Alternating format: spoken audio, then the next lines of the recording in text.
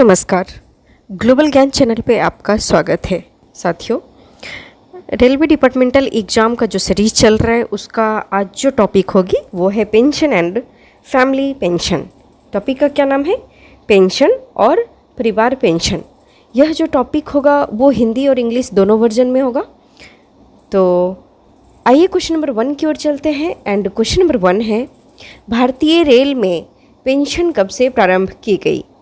When was pension introduced in Indian Railway? Then answer will be 1st of April 1957. 1 अप्रैल 1957 को RBDS letter number FE 50/RTI/6 dated 16/11/1957 is the correct answer. Let us come to the question number 2 and the question is, अधिवर्धित pension पाने के लिए न्यूनतम कितने वर्ष की अहरक सेवा होना आवश्यक है? What is minimum qualifying service required for superannuation pension? तो 10 वर्ष, 10 years, pension manual 1993, rule number 51, ये आपका आंसर होगा। आइए क्वेश्चन नंबर 3 की ओर चलते हैं। एंड क्वेश्चन नंबर 3 है,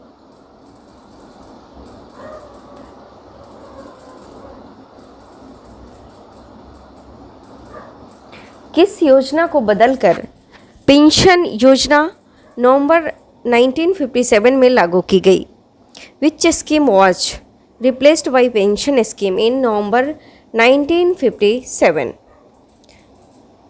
SRPF state railway provident fund scheme. SRPF state railway provident fund scheme.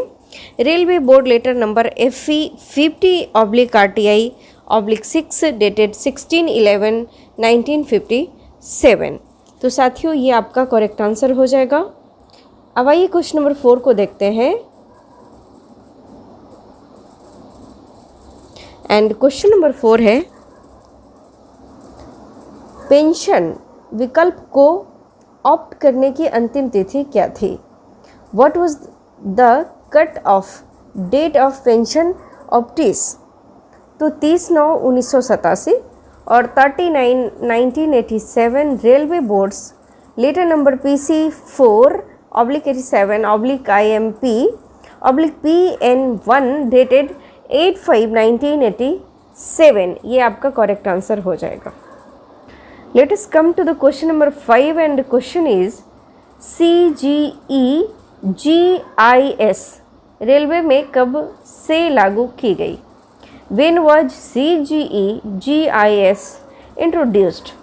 तो 1st of January 1982 is the correct answer और ये आपका आंसर होगा। आइए क्वेश्चन नंबर 6 की ओर चलते हैं। एंड क्वेश्चन नंबर 6 है,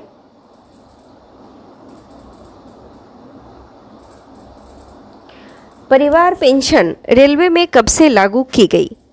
Since when was family pension introduced? 1st of January 1964. Railway board letter number FE 63 PN 1/40 dated 17/1/1964 and dated 4/7/1964 is the correct answer. तो आपका ये करेक्ट आंसर हो जाएगा।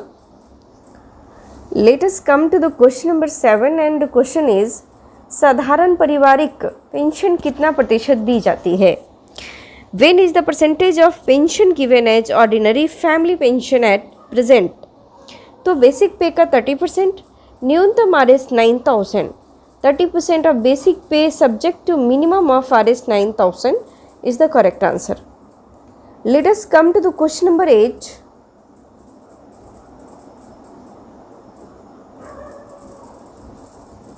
And question is, 100 वर्ष पूर्ण करने वाले पेंशन धारक को कितने प्रतिशत अतिरिक्त पेंशन दी जाती है? How much additional pension is given to 100-year-old pensioner? Then 100% additional is the correct answer. 100% additional. Let us come to the question number 9 and the question is, पारिवारिक पेंशन हेतु न्यूनतम राशि क्या है? What is minimum family pension? तो दिनांक 1/1/2016 से पहले 3500 रुपये एवं दिनांक 1/1/2016 के बाद 9000 रुपये। Before 1st January 2016 was Rs 3500 and after 1st January 2016 was Rs 9000. Let us come to the question number 10.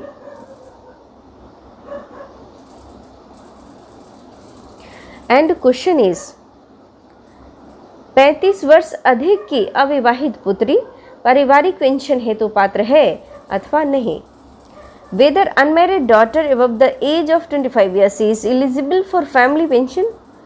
तो हाँ, दिनांक 6/9/2007 से yes WEF 69/2007 RBE 116/07 ये आपका करेक्ट आंसर है। Let us come to the question number 11 and the question is DLI हेतु कितनी महीनों का भविष्य निधि की बैलेंस देखा जाता है? For giving DLI, how many months of PF balance is taken into consideration? Then answer will be 36 महीनों के बैलेंस पर last 36 months balance of PF account, ये आपका आंसर हो जाएगा। Let us come to the question number 12 and question is DLI की अधिकतम राशि क्या है? What is the maximum amount of DLI? Then Rs 60,000 RBE 238/98 is the correct answer. Let us come to the question number 13 and the question is DLI का भुगतान किसे किया जाता है? To whom DLI is payable? तो दिवंगत कर्मचारी के कानूनी वारिसों को, legal heirs of the deceased employee को वो दिया जाता है। Let us come to the question number 14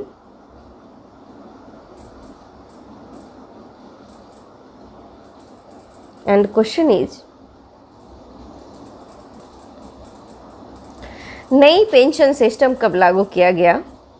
when was NPS introduced? तो 1 जनवरी 2004 से 1 जनवरी 2004 से इसको इंट्रोड्यूस किया गया। Let us come to the question number 15 and the question is NPS को कितने टीयर है? NPS made up of how many tiers? तो 2 tier, 2 tiers. Let us come to the question number 16 and question is NPS में कर्मचारी की कटौती कितना प्रतिशत किया जाता है? How much employee contributing goes to NPS? तो बेसिक प्लस महंगाई भत्ता का 10% ऑफ बेसिक पे of DA is the correct answer. Let us come to the question number 17 and the question is PFRDA का पूरा नाम क्या है? What is the full form of PFRDA? तो pension fund regulatory development authority, pension fund regulatory development authority is the correct answer. Let us come to the question number 18 and the question is PPAN number कितने digit का होता है? कृपया वर्णन करें। How many digits are there in PPAN number and also explain the digit indication? तो यह 16 digit का होता है जो निम्न प्रकार से दर्शाया गया है। 16 डिजिट आप जैसा कि दिख रहे होंगे, डिजिट में 1 2 3 4 5 6 7 8 9 10 11 12 13 14 15 16 तक है। और इंडिकेशन में है calendar year in which number was allotted, ministry number, zonal railway introduction unit, association attached to account officer, serial number of employees. तो इस प्रकार से है, ये आपका करेक्ट आंसर हो जाएगा। Let us come to the question number 19 and the question is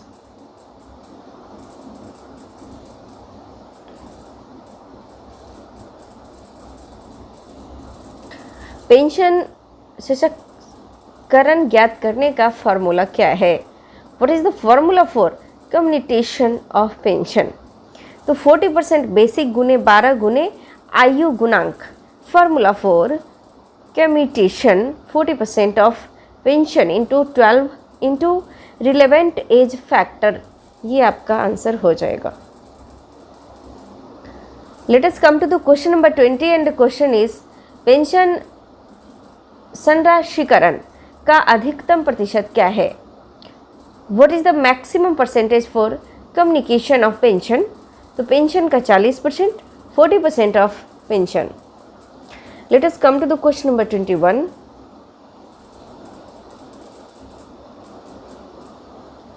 And question is CGEGIS में कर्मचारी के योगदान को कितने भागों में विभाजित किया जाता है? संक्षिप्त वर्णन करें। Contribution of employee in CGEGIS is further divided in how many funds? Name them along with their percentage contribution. तो CGEGIS में कर्मचारी के योगदान को 2 भागों में विभाजित किया जाता है। फर्स्ट इंश्योरेंस फंड में 30% एवं सेविंग फंड में 70%।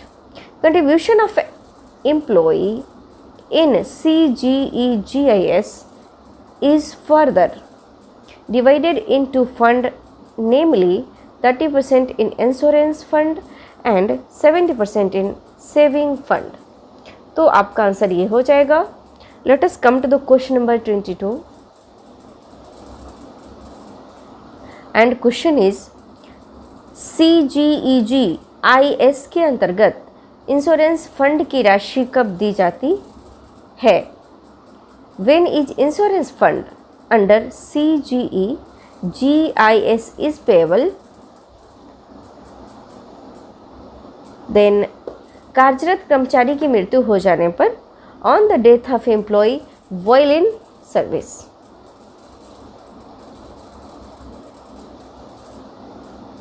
Let us come to the question number 23 and the question is CGEGIS के अंतर्गत सेवानिवृत्त कर्मचारी को किस फंड से भुगतान किया जाता है? On retirement an employee is entitled to receive which fund under CGEGIS? तो सेविंग फंड का on retirement an employee is entitled to receive saving fund with interest under CGEGIS। ये आपका करेक्ट आंसर हो जाएगा। Let us come to the question number 24 and question is दिनांक 1/1/2004 के बाद नियुक्त होने वाले कर्मचारियों की SRPF की कटौती की जाती है अथवा नहीं? Whether SRPF deduction are made from salary of a railway servant joining after 1st of January 2004, तो ये फॉल्स स्टेटमेंट है। Let us come to the question number 25 and the question is दिनांक 1/1/2004 के बाद FG कर्मचारी के बाद में नियमित किया गया है, क्या उस पर NPS लागू होता है अथवा नहीं? Whether substitute employ regularized after 1st of January 2004 come under NPS, तो गलत है। No, they are except from NPS। Let us come to the question number 26 and the question is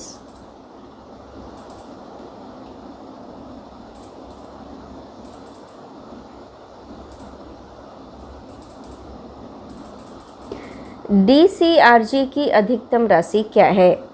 What is the maximum amount of DCRG? दिनांशी 20 lakh रुपए। Answer will be ₹20 lakh. ये आपका correct answer हो जाएगा। Let us come to the question number 27 and the question is pension संराशीकरण की कटौती पारिवारिक pension से की जा सकती है अथवा नहीं? Whether commutation is recovered from family pension, तो गलत है। Let us come to the question number 28 and the question is सेवानिवृत्त पेंशन हेतु कितने साल की अहरक सेवा होना आवश्यक है? What is the qualifying service for retiring pension?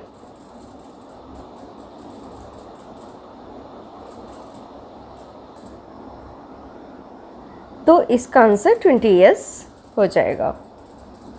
Late us come to the question number 29 and the question is pension के लिए न्यूनतम अहरक सेवा क्या है?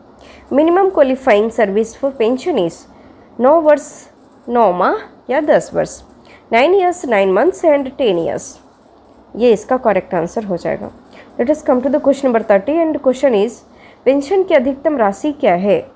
Maximum amount of pension is RS।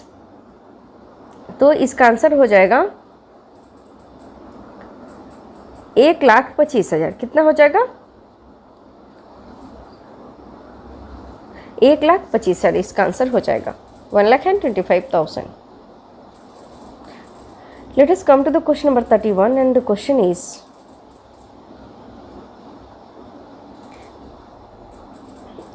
नई पेंशन योजना दिनांक डैश से नियुक्त होने वाले कर्मचारियों पर लागू है।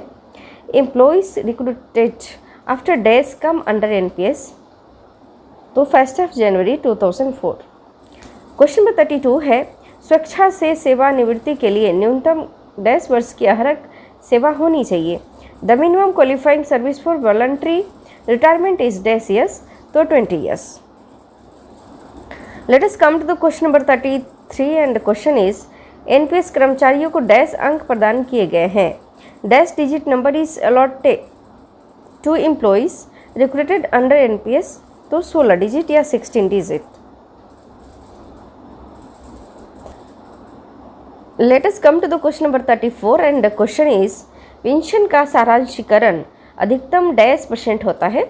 The maximum commutation of pension is dash %। तो 40% होता है। कितना होता है? 40%।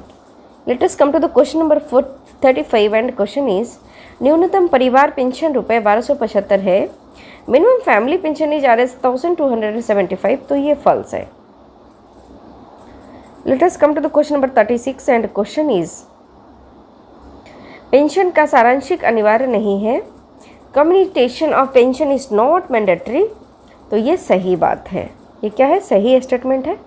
Let us come to the question number 37 and question is pension पाने के लिए 20 साल की अहरक सेवा की ज़रूरत होती है।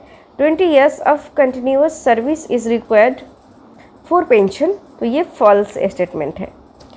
आइए क्वेश्चन नंबर 38 को देखते हैं एंड क्वेश्चन है न्यूनतम पेंशन रुपए है।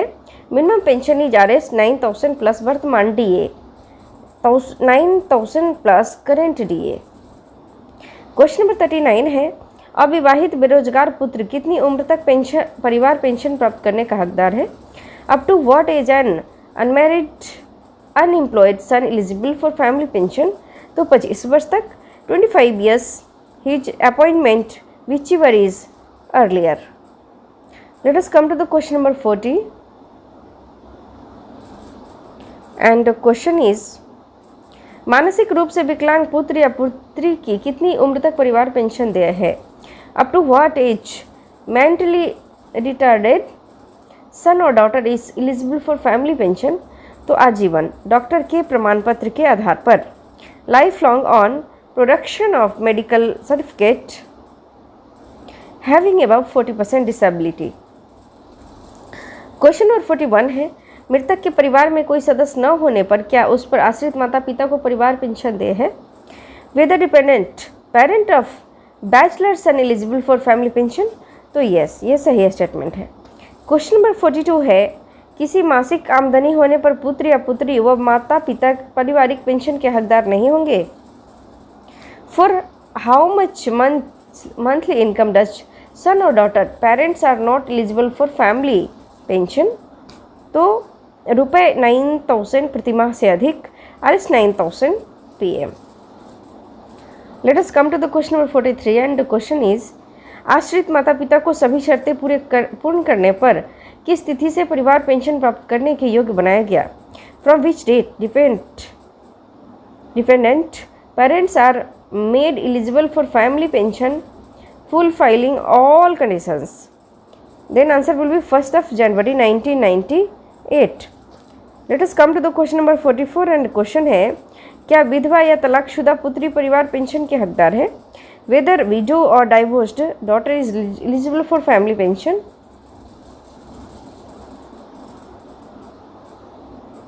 तो yes.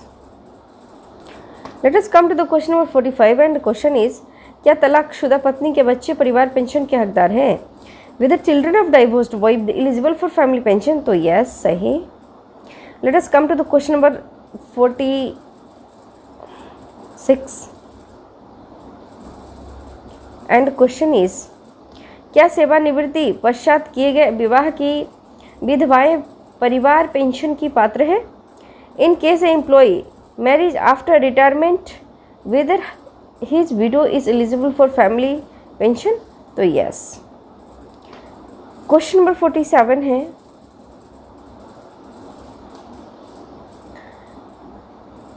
गुमशुदा व्यक्ति के परिवार को FIR की प्रति सहित भुगतान हेतु आवेदन प्राप्त होने पर तुरंत कौन कौन से भुगतान किए जा सकते हैं?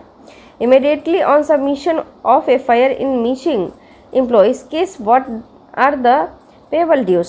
तो देय वेतन, PF का उसका अंशदान तथा छुट्टी नकदीकरण, due salary CGE GIS, leave salary and employees PF contribution. तो आपका ये आंसर हो जाएगा।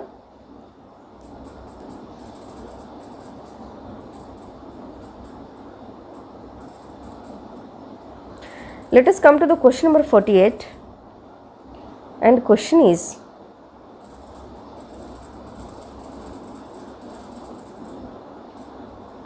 गुमशुदा व्यक्ति के मामले में FIR से 1 वर्ष समाप्त होने पर कौन से भुगतान किए जा सकते हैं?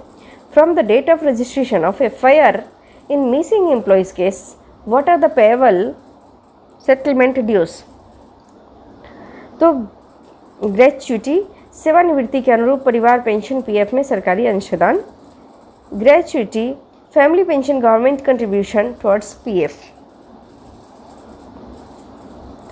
क्वेश्चन नंबर 49 है,